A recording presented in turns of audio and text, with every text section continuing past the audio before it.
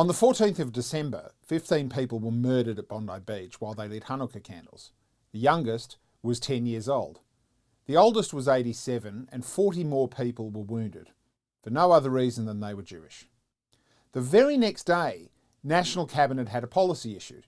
5 days after that, the Prime Minister announced a gun buyback. And this week, New South Wales signed the deal. Now, there are two groups who know the absolute least about firearms. They are politicians and journalists. And the current leader of the New South Wales opposition, Kelly Sloan, is a journalist who became a politician. But on the issue of a gun buyback, she is bang on. Take a listen. But to suggest a gun buyback is going to solve this for us, is going to stop another Bondi, it's absolute bullshit. She's right. And let me tell you what that policy would not have done at Bondi. It would not have stopped the two men responsible. One of them held a firearms licence and lawfully owned 6 guns. The other held no licence at all. The police allege he was breaking the law the moment he put a firearm in the car. That is, half the men alleged to have carried out the Bondi atrocity were already completely outside the system. So the government's answer? Expand the system. Naveed Akram held no licence at all and no legally registered firearms. What he did, however, have was an ASIO file. He was also living at the same address as his father, who was a licence holder, and the registered owner of 6 guns. And to this day, not one person in this government can tell us whether a single red flag was ever raised at the New South Wales Firearms Registry. Not when ASIO ran a 6-month investigation into him, not when his father's licence came up for renewal. They can't tell us because nobody looked. Instead, they're passing laws which would have prevented what exactly?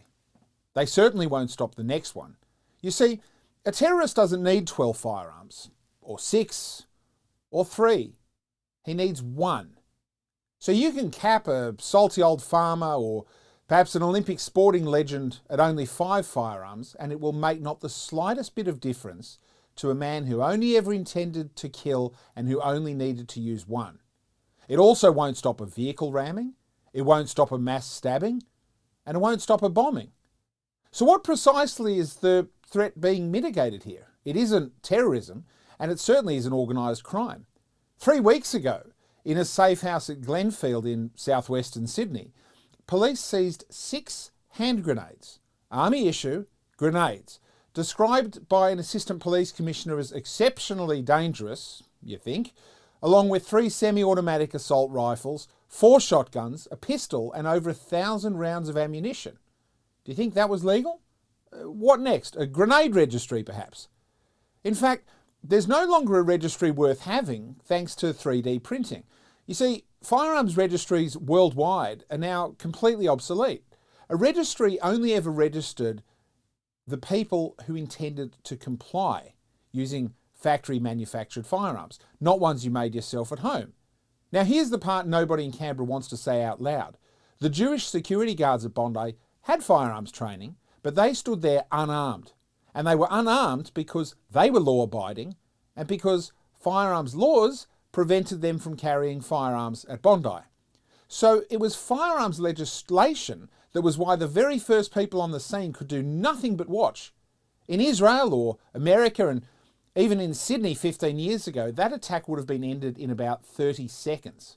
Instead, the Jewish community was sitting ducks waiting for a police response that was minutes away.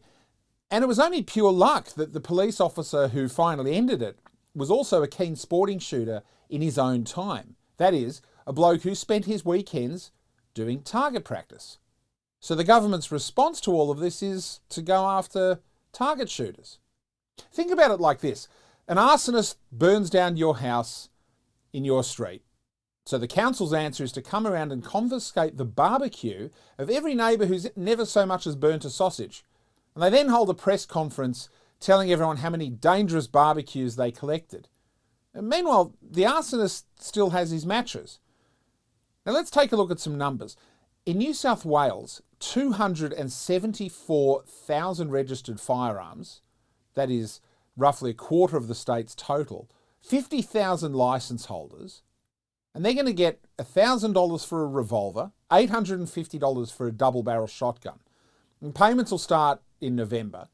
And New South Wales so far is the only state that's signed up. Most of the other states just simply knocked it back, or perhaps they won't commit.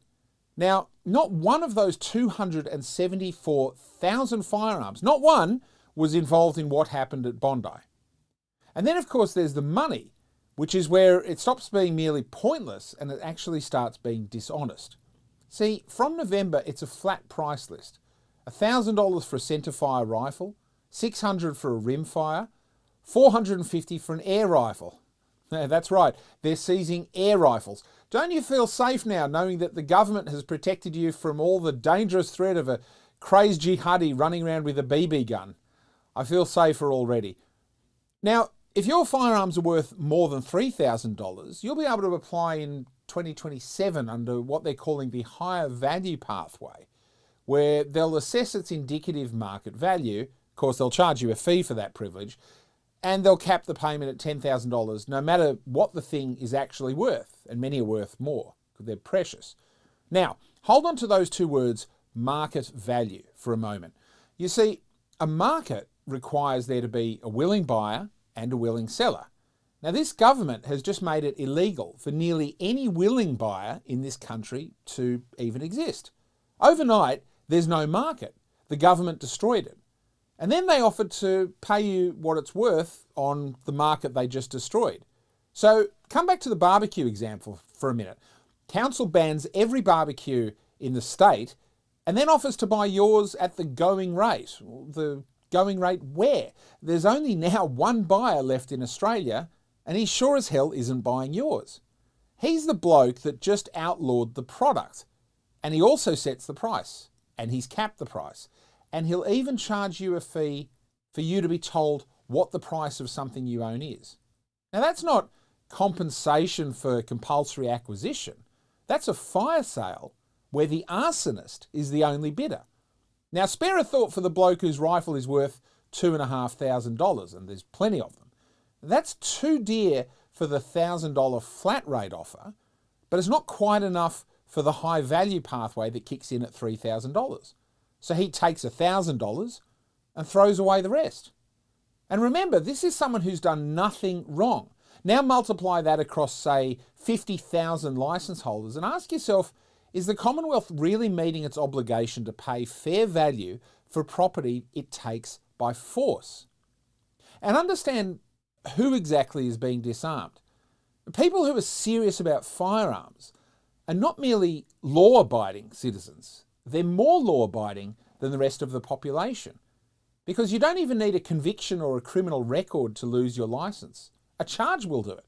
In fact, a bad enough driving history will do it. And these are people being punished. At a recent Labor conference, factions within Labor wanted the obligation on Hamas to disarm removed from the party policy. And they got their way. The party's own platform now drops the explicit call for Hamas to disarm and be excluded from governing. So they're going to disarm a 72-year-old farmer in regional New South Wales who's never broken a law in his life, but they won't disarm Hamas. And yet, the government will tell you that they're preventing terrorism. So which of those two groups do you think is the greater threat to Jewish Australians, or to all Australians? And no Jewish organisation ever asked for this, not one. They asked for a royal commission and had to drag the government to it. We asked them to control the weekly hate rallies. We asked them to deport the people who were threatening us. We asked them not to recognise a Palestinian state while Israelis were still being held hostage in tunnels by Palestinian terror groups. And every one of those things, no, no, no. But new gun laws, the one thing nobody asked for, well, they had those ready in 5 days. And here's the sting in the tail. There's a 65-year-old bloke who's gone shooting with his mates every Sunday for 30 years. He's never hurt a soul, and he's about to have his hobby that he loves taken off him. Now, I guarantee he will be told that he was screwed over in order to protect the Jewish community. And some of those people will believe it. And that's the level that we're at. A policy sold as protecting Jews has the risk of manufacturing resentment against Jews. And it'll protect nobody at all. See, the government didn't want a solution. Those are hard. They wanted a media release. Those are easy. But the door to the threat is still wide open.